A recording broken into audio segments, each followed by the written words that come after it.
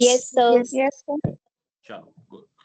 तो इन case of local supply of goods और services, means local supply का मतलब हो गया कि आपकी supply with in the state हो रही है, आप स्टेट से बाहर सप्लाई नहीं कर रहे हो। अगर मैं दिल्ली में बैठा हूं तो मैं दिल्ली में ही अपना माल बेच रहा हूं, अगर मैं पंजाब में बैठा हूं तो मैं पंजाब में ही अपना माल बेच रहा हूं।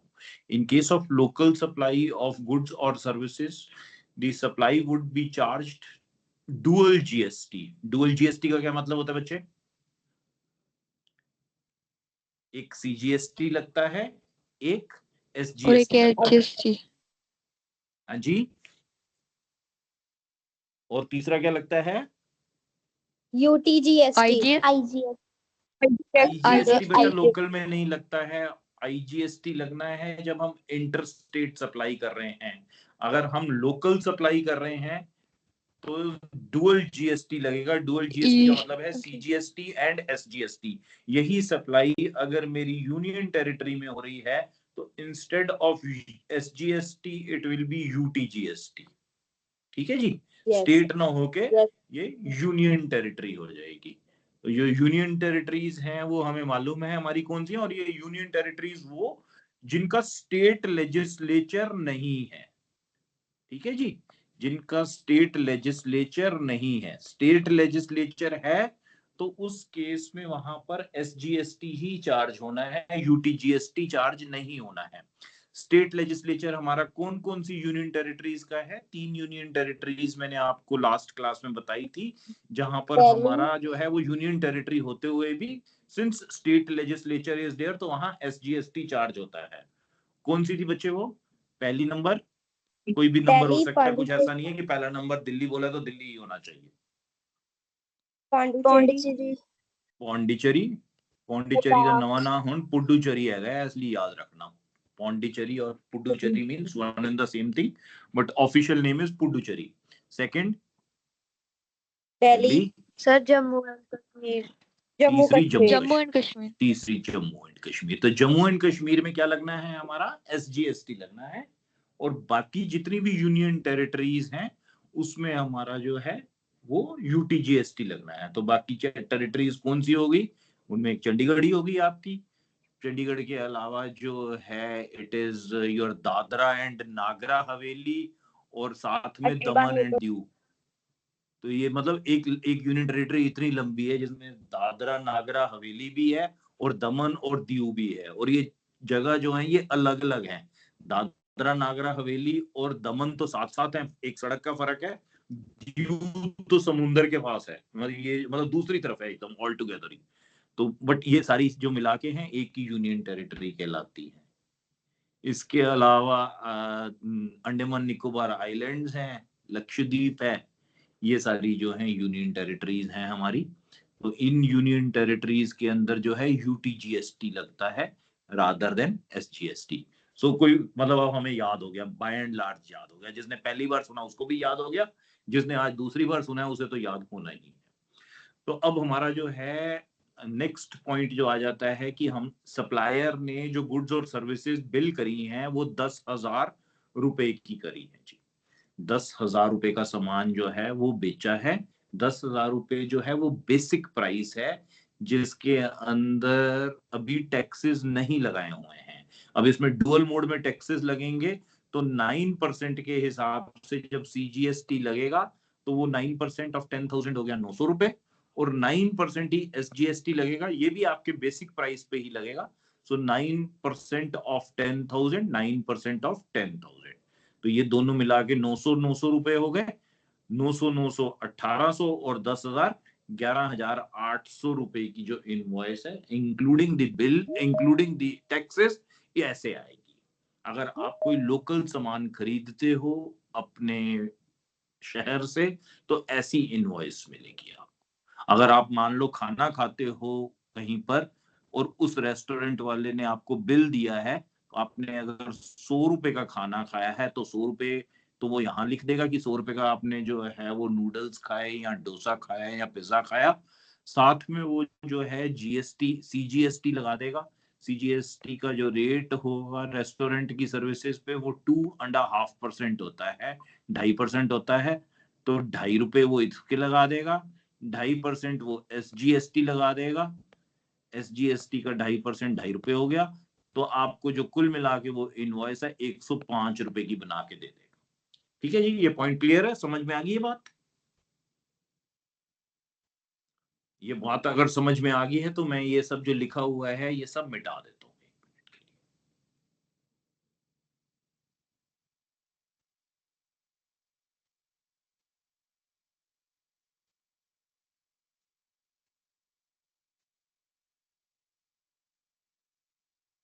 स्लेट साफ रहे तो अच्छा लगता है ना।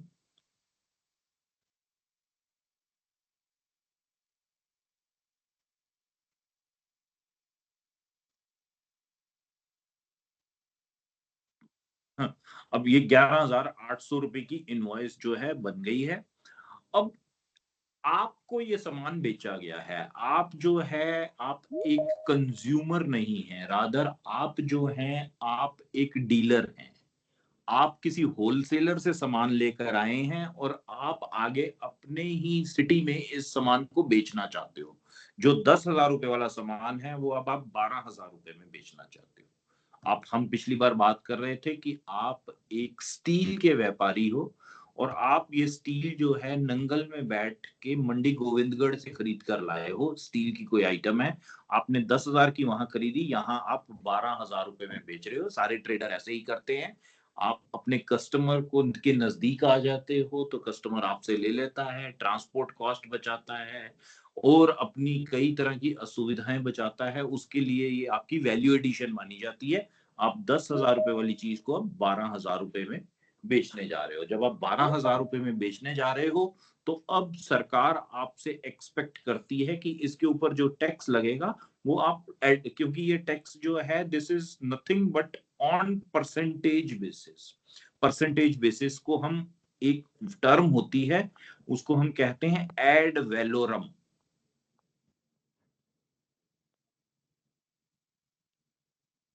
ठीक है जी, एड वैलोरम याद रहेगा। मैं थोड़ा सा बेटर लिख देता हूं, 1 मिनट इसको। एड वैलोरम, ये टर्म्स बच्चे आपको धीरे धीरे याद करने की आदत डाल लेनी है और ये टर्म्स आपको याद हो जानी चाहिए चाहे कहीं यूज हो या ना हो। आप ये सारी टर्म्स जब इंटरव्यू में यूज करोगे ना तो बहुत जबरदस्त इंप्रेशन पड़ना है, 4 लोगों को छोड़कर नौकरी आपकी लग जानी है। तो ये ध्यान रखना है। एड वैलोरम क्या हुआ? एड वैलोरम का सीधा सीधा मतलब हो गया कि ये जो 9% लगाना है ये बेसिक प्राइस के ऊपर परसेंटेज लगानी है। This is on ad valorem basis. जो ये टैक्स लग रहा है ये एड वैलोरम बेसिस पे है। दूसरा टैक्स जो लगता है कभी कभी वो स्पेसिफिक बेसिस पे होता है। स्पेसिफिक के अंदर जो है वो परसेंटेज से मल्टीप्लाई नहीं किया जाता। वो कहाँ लगता है, कैसे लगता है, वो हम बाद में फिर बात करेंगे। बट यहाँ हम बात करें कि ये जो जीएसटी है, GST is a tax which is on ad valorem basis. तो ये 1,080 रुपए का जो है 9%, ये 12,000 रुपए हो गया और यही 1,080 का जो है ये भी 12,000 रुपए हो गया। तो ये इनवॉइस हो गई अब 14,160 रुपए की। ये टोटल इनवॉइस जो है वो 14,160 रुपीज की बन गई। अब आपने ये 14,160 रुपए अपने कस्टमर से कलेक्ट करे हैं। जब आपने इस माल को खरीदा था तो आपने 11,800 रुपए जो है वो अपने ट्रेडर को दिए थे। जिस ट्रेडर से आपने सामान खरीदा था उसको आपने 11,800 रुपए दिए थे। इनवॉइस जब आपके हाथ में आई थी तो इनवॉइस की जो जो कीमत थी, जो प्रोडक्ट की कीमत थी जो आपने खरीदा था वो 10,000 रुपए का था। ऊपर 1,800 रुपए टैक्सेस थे जो आपने बियर किए थे उस पॉइंट ऑफ टाइम पे। 1,800 रुपए टैक्सेस आपके ट्रेडर ने आपसे सामान खरीदने के बाद गवर्नमेंट को जमा करा दिए थे। मींस ये टैक्स जो है this has been borne by, किसने बियर किया, ये कौन, किसने खरीदा है सामान? कोई एक बंदा नाम बताए अपना जिसको जिसके नाम पे हम लिखें कि ये सामान इस बंदे ने खरीदा है। बोलो बच्चे फटाफट। सर जशन बांसल जी, जशन बांसल जशन बंत, जय जय लिख दें बस बहुत है। यस ठीक है जी, ये सामान जय ने खरीदा था, ये टैक्स जो है ये जय ने पे किया है, पेमेंट डन बाई जय, तो ये पेमेंट जय ने पे करी है। और ये जो बेचा था ये सामान मैंने बेचा था आपको, ये ब्रिजेश ने बेचा था सामान और जय ने ये सामान खरीदा है। जय ने पैसे जो हैं ये 11,800 रुपए ये ब्रिजेश को दे दिए हैं। ब्रिजेश ने क्या करा, 10,000 रुपए तो अपने पास रख लिए अपने गले में, उसके दिस बिलोंग्स टू पर्सनल और बिजनेस ऑफ ब्रिजेश ग्रोवर। ठीक है जी, ये ब्रिजेश के पास चले गए। 1,800 रुपए जो हैं ये ब्रिजेश की ड्यूटी है कि ये गवर्नमेंट को जमा कराए, गवर्नमेंट को मतलब जीएसटी डिपार्टमेंट को ये टैक्स जो है वो जमा करा दे। तो 1,800 रुपए उसने टैक्स जमा करा दिया। उसने एक चालान भरा होगा जिसमें उसने लिखा होगा कि एसजीएसटी के 900 रुपए और सीजीएसटी के भी 900 रुपए ये हमने जमा करा दिए। ठीक है जी, ये कहानी रही होगी। अब जो जय है इसने 1,800 रुपए टैक्स दिया हुआ है, इसने जब अपनी एंट्री करी होगी, एक जर्नल एंट्री बनाई होगी, तो वो जर्नल एंट्री जो है वो कुछ कैसे बनाई होगी, जो सेल की जर्नल एंट्री होगी वो 1 मिनट में दिखाता हूं आपको। सेल की एक जर्नल एंट्री बना के,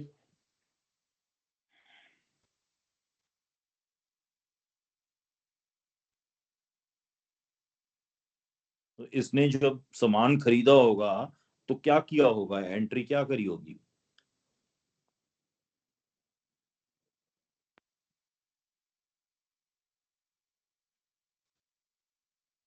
परचेजेस अकाउंट डेबिट 10,000 रुपए की,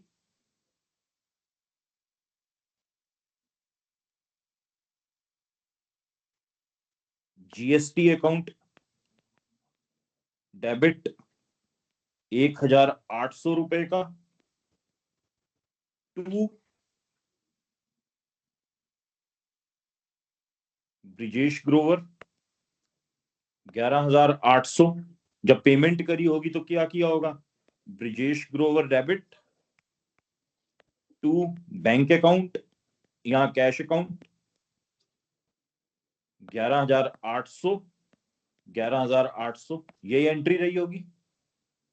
गाइस देयर विद मी, बात समझ में आ रही है, अकाउंट्स आते हैं ना आपको। तो ये 11,800 यानी कि ये जीएसटी का जो है ये डेबिट बैलेंस इसके पास जो है वो खड़ा हुआ है। जीएसटी का डेबिट बैलेंस मींस एक एसेट बन गई इसकी कि इसने जीएसटी पे किया है। इसने परचेजेस 10,000 रुपए की ही दिखानी है, जीएसटी अलग से दिखाना है कि जीएसटी 1,800 रुपए दिया है। अब हम यहाँ पर इस पॉइंट को पार्क कर देते हैं 1 मिनट के लिए और वापस चले जाते हैं, भाई साहब की सेल वेल भी करवा लेते हैं, ठीक है ना।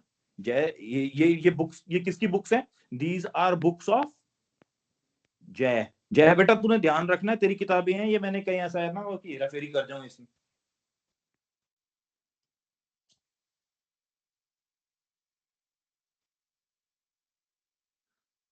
तो अब नेक्स्ट जो है, नेक्स्ट स्टोरी क्या बनी, इसने अब 12,000 रुपए की कर दी सेल। 12,000 रुपए की सेल करी, टैक्स आगे रिकवर कितना करा, 1,080 और 1,080 का टैक्स रिकवर करा। 14,160 रुपए का सामान जो है इसने बेच दिया कंज्यूमर को। किसी कंज्यूमर ने इससे आके ये सामान खरीद लिया। ये सामान किसने खरीद लिया, ये सामान जो है ये रामलाल ने खरीद लिया। अब हम क्लास में नहीं किसी को पकड़ते, ये रामलाल ने सामान खरीदा। रामलाल को ये जो है 14,160 रुपए में बिल बना के बकायदा सामान दे देगा। और इसके पास जो टैक्स है वो टैक्स कितना आ गया, 2,160 रुपए का टैक्स जो है वो गवर्नमेंट को देने के लिए इसके पास आ गया। अब ये जो है इसकी सेल की एंट्री क्या बनाएगा, एक बार ये सेल की एंट्री देख लेते हैं। ये परचेज की तो हो ही गई थी, अब हम सेल की एंट्री समझ लेते हैं क्या होगी। तो आप बता दो सेल की एंट्री क्या करेगा बच्चे। मींस माल मान लो वो अब रामलाल का काम खत्म करते हैं, वो सीधा सीधा कैश लेके आया और कैश लेके दे गया हमें, तो क्या एंट्री करेंगे हम, cash account debit to sales account, to sales account to GST account, GST account. Very good. तो सेल्स कितने की हुई हमारी, 14,160 रुपए की। सेल्स अकाउंट कितने का है, 12,000 रुपए। और जीएसटी कितने का है, 2,160। हाँ इक्वल कर लेना, 2,160 या 2,160। राइट? कोई गलती तो नहीं है? No sir. चलो, तो ये काम हो नो गया। सर। अब हम जो है कंपेयर करें ये जीएसटी का डेबिट बैलेंस और जीएसटी का क्रेडिट बैलेंस, तो ये कितना रह गया? जीएसटी डेबिट में भी है, क्रेडिट में भी है, तो जीएसटी का लेजर बना लें एक बार। Yes sir. तो जीएसटी का जो लेजर बनेगा, इसके अंदर आपका जो है जीएसटी, ये जो एंट्री आएगी ये क्या आएगी? जीएसटी अकाउंट में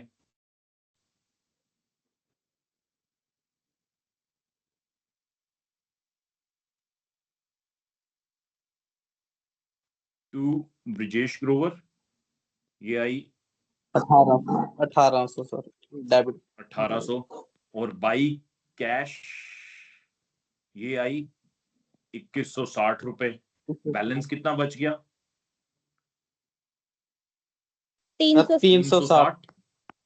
तो ये 360 जो है ये हमारे अब पेबल है, ये गवर्नमेंट को हमने जमा कराना है, क्योंकि हमने 1800 रुपए जो है वो पे किए हुए हैं, 2160 रुपए हमने रिकवर कर लिए हैं। तो ये नेट इतना पैसा जो है ये हमने अब जो है गवर्नमेंट ऑफ पंजाब को नंगल में जो है ये जमा कराने हैं। इसमें से अब हम मतलब ये इस लेजर को हम थोड़ा सा और बढ़ा सकते हैं। वो हम कर सकते हैं कि 2 लेजर, क्योंकि अब मैंने इसलिए करा नहीं कि कितनी एक्सपैंड करें इस बात को, बट कई बार हमें एक्सपैंड भी करना पड़ता है। रादर जब हम बुक्स ऑफ अकाउंट्स बनाते हैं तो उसमें हम एसजीएसटी का अकाउंट अलग बनाते हैं, सीजीएसटी का अलग बनाते हैं। यहाँ मैं कर नहीं रहा हूँ, ताकि मोटा मोटी बात यह है कि आपको समझ में आनी चाहिए, तो वो समझ में आ रही है। तो यहाँ पर ये जो 50-50 डिवाइड ही करना है, तो यहाँ पर 180 रुपए जो हैं वो एसजीएसटी के हो जाएंगे जो जमा कराने हैं इसने, और सीजीएसटी के भी जो है वो 180 रुपए हो जाएंगे। ये 360 रुपए वो गवर्नमेंट को जमा करा देगा। Point clear? एकदम विद अकाउंटिंग क्लियर है। पिछली बार मैंने अकाउंट्स नहीं समझाए थे, आज मैंने अकाउंट्स भी समझा दिए हैं। तो किसी को कोई डाउट रह गया हो फिर वो पूछ सकता है, क्योंकि ये जो है ये फाउंडेशन है इसकी। बाकी सारी चीजें इसके आसपास घूमनी है। आप अगर बुक पढ़नी शुरू करोगे तो ये बुक में आपको खुद जो है ये बात बताते बनाते जो है वो मतलब आप समझ लो कि 20-25% लिटरेचर पढ़ चुके होगे उसके बाद बताएगा। मैं शुरुआत यहां से कर रहा हूँ कि मेन चीज ये है, उसके बाद इससे रिलेटेड जो आपके प्रोसीजर्स हैं, जो प्रिंसिपल्स हैं, वो हमने याद करने हैं, वो हम याद करते चले जाएंगे, वो चीजें बहुत आसान हो जाएंगी। बट क्रक्स ये है, और क्रक्स जो है आसान वाला क्रक्स ये था। थोड़ा सा टिपिफाइड क्रक्स जो है मैं अगले एक न्यूमेरिकल में कवर करने वाला हूं, जहां पर आपकी जो ये सेल है, ये जब अभी तो लोकल सप्लाई हो रही है, वो लोकल सप्लाई से हटके इंटर स्टेट होने वाली है, आईजीएसटी बीच में आने वाला है। With that IGST you will become और you will set to become the master of GST. आने वाले टाइम में आप मास्टर होने के लिए तैयारी कर चुके हैं। अगर आपको ये 2 कंसेप्ट समझ में आ गए, इंटर स्टेट समझ में आ गया, आप बैचलर बन गए, आपको इंटर स्टेट समझ में आ गया, आप मास्टर बनने वाले। ठीक है जी, चले आगे। ये कंसेप्ट समझ में आ गया ना आपको? ये जो 360 रुपए का ही जो है वो जीएसटी जमा होना है सरकार को, ये कंसेप्ट समझ में आ गया। बाकी 1800 रुपए का क्या मिला है हमको? मैंने एक कस्टमर रामलाल को सामान बेचा 14,160 रुपए का, जिसमें 2,160 रुपए उसने मुझे टैक्सेस दिए। मैंने 2,160 रुपए के टैक्सेस जो हैं वो गवर्नमेंट को नहीं जमा कराए हैं, मैंने खाली 360 रुपए के टैक्सेस गवर्नमेंट को जमा कराए। 1800 रुपए का मैंने क्या लिया? 1800 रुपए का जो चीज मैंने लिया है उसको हम कहते हैं इनपुट्स टैक्स क्रेडिट। उसको हम कहते हैं इनपुट्स टैक्स क्रेडिट। जो मैंने इनपुट, जो सामान मैंने रामलाल को बेचा है, उससे पहले मैंने कुछ शॉपिंग करी थी, उस शॉपिंग के ऊपर जो मुझे इनपुट मिला हुआ है उसका क्रेडिट मैंने लिया है। ठीक है जी, मैंने जो सामान खरीदा था उस इनपुट का मैंने टैक्स का क्रेडिट ले लिया, तो ये इनपुट टैक्स क्रेडिट है, इसको हम आईटीसी कहते हैं। इज दिस पॉइंट क्लियर बच्चे? हेलो? Yes sir. सर पिछला स्क्रीन ओपन करना। हाँ जी, वो अकाउंट्स वाला स्क्रीन ओपन करना, जर्नल एंट्रीज की। अकाउंट्स वाला स्क्रीन ओपन करता जी, जर्नल एंट्रीज।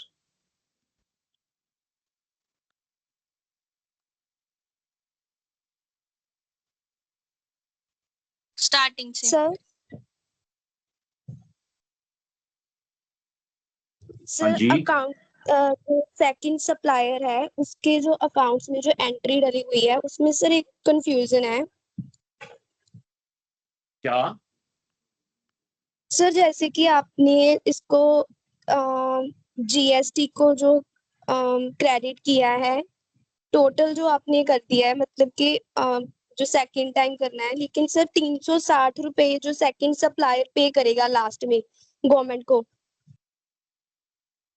तो सर ऐसे जमीन के जो कैश वो पे कर रहा है 2160 एक बार में टोटल कर रहा है, और उसके बाद गवर्नमेंट उसको नहीं, उसको ये जो 2160 रुपए बेटा मिले हैं बाई कैश, ये उसे रिसीव हुए हैं जीएसटी में। जब सेल करी ना उसने, तो उसको 2160 रुपए मिले हैं, उसने खाली 360 रुपए पे करना है। यहाँ पे आप टू कैश लिख लो या टू पेबल कह के गवर्नमेंट की फिर अकाउंट अलग बना के उसमें 360 रुपए की पेमेंट दिखा दो। ये अकाउंट आपसे किसी ने नहीं पूछना है, क्योंकि ये कॉमर्स के स्टूडेंट को अकाउंटिंग आती है, कई बार अकाउंट्स की भाषा में ज्यादा अच्छे से समझ लेता है, इसलिए उसे समझा रहा हूं। जिसको अकाउंट्स कम आते हैं वो ना समझे इससे, वो अदरवाइज जो समझाई है वो में सफिशिएंट है। सर एक बार लेजर समझाना, ऊपर वाला 1800 वाला। ये एंट्री थी हमारी जब हमने परचेज किया था, तो परचेज अकाउंट डेबिट 10,000 रुपए की, जीएसटी अकाउंट 1,800 रुपए हमने परचेज करे थे, और फिर साथ में परचेजेस हमें मिली है, और साथ में जो है जीएसटी जो है वो हमने जो है, मतलब एक तो परचेजेस और एक जीएसटी। और ये जो है ये मैंने ब्रिजेश ग्रोवर, ये बुक्स ऑफ जय की है ना, तो उसने जो है वो ब्रिजेश ग्रोवर को क्रेडिट करा है 11,800 रुपए उसको देने हैं। किस बात के देने हैं? 10,000 रुपए गुड्स जो खरीदे हैं उसके देने हैं, और 1,800 रुपए जीएसटी के देने हैं। ये 11,800 रुपए उसने दे दिए। ब्रिजेश ग्रोवर अब जो है वो पिक्चर में नहीं है, ब्रिजेश ग्रोवर के 11,800 यहाँ से कट गए, यहाँ से कट गए, ये 11,800 चले गए। अब मेरे पास क्या दिख रही है मेरी बुक्स ऑफ अकाउंट्स में? एक 10,000 रुपए की परचेज की एंट्री दिख रही है, और एक 1,800 रुपए की जीएसटी की एंट्री दिख रही है। ये दो चीजें मैंने पे करी हुई है, परचेजेस मेरे पास पड़ी हुई है। परचेज के अगेंस्ट सेल हो जाएगी, जो सेल होएगी, 10,000 रुपए का ये सामान था, 10,000 रुपए की जगह 12,000 रुपए की मैंने सेल कर दी, तो 2,000 रुपए जो है वो प्रॉफिट हो जाएगा। ये 10,000 के अगेंस्ट जब मैं 12,000 का सामान बेचूंगा, तो अब ये जब जीएसटी चार्ज हुआ था 1,800 का हुआ था, अब मैंने सेल अगर 10 की जगह 12 की करी है, तो यहाँ पे जो मेरे को जीएसटी चार्ज करना है टूवर्ड्स कस्टमर, वो 12,000 रुपए के ऊपर 2,160 रुपए बनेगा। वो 2,160 रुपए का क्रेडिट एंट्री कर दी मैंने, ये मुझे कैश मिल गया, ये 14,160 रुपए का कैश आ गया। 14,160 डेबिट, 12,000 का क्रेडिट, 2,160 का क्रेडिट जीएसटी का। अब मैं जीएसटी का एक बार लेजर बना के देख लेता हूँ कि मेरे पास बैलेंस क्या बचा। तो ये जो जीएसटी का जो है बाई कैश मीन्स ये कैश वाली एंट्री है ना, तो बाई कैश 2,160 रुपए, ये 2,160 रुपए मेरे को जीएसटी में मिले हैं, मैंने ये रिकवर किए हैं, मैंने ये कस्टमर से लिए हैं। 1,800 रुपए आप याद करो आपने ब्रिजेश ग्रोवर को दिए थे कि ये भाई मेरा सरकार को जमा करा दियो। अब 2,160 रुपए मैंने कस्टमर से लिए, 1,800 रुपए मैं ऑलरेडी अपने वेंडर को दे चुका हूं, जिसने सरकार को जमा करा दिया होगा। तो ये सरकार को इसने जमा कराया होगा, तो ये इनपुट टैक्स क्रेडिट कहलाता है, आईटीसी कहलाता है, कि इस इनपुट्स के क्रेडिट ऑलरेडी मुझे मिल चुके हैं। बचे हुए 360 रुपए मेरे को अब सरकार को जमा कराने हैं, क्योंकि टोटल ट्रांजैक्शन के ऊपर जो टैक्स है वो 2,160 रुपए हो चुका है। 1,800 रुपए मैं अपनी जेब से दे चुका हूं, 360 रुपए जो है अब मेरे को और देने हैं, जो मैंने कस्टमर से लिए हुए हैं। जो 1,800 रुपए मैंने पहले दिए थे वो मैं अपने पास रख लूं। Okay sir. Okay sir. पक्का? Yes sir. Yes sir. Yes sir.